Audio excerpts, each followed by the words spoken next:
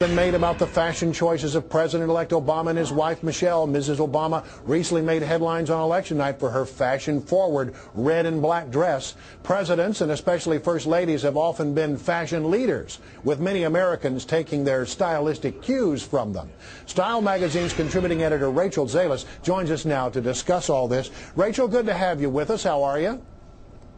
Thank you. Let's talk about how many Americans will look very closely at the style that is presented from the White House at 1600 Pennsylvania Avenue. It's always been that way, hasn't it?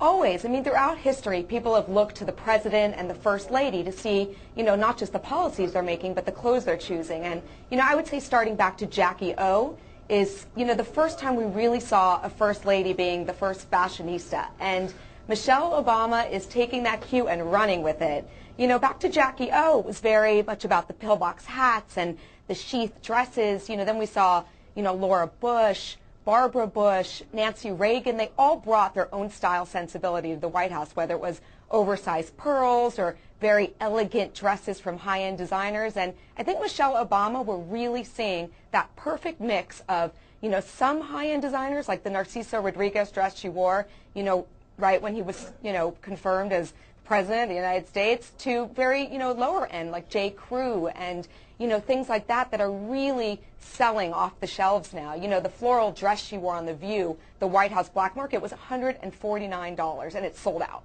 Wow. So people do look at that and say, I'd like to have that. I think, I would like to that's so pretty. I think it really does impact the fashion industry, and they will look very closely to see what the White House is doing, correct? Yeah, absolutely. I mean, the fashion industry really pays attention, and I think there's a real fashion frenzy going on now. Michelle Obama is someone that is really playing in Peoria. Right. Past first ladies have chosen looks that were a lot more expensive, and she's someone who's mixing high-end, low-end.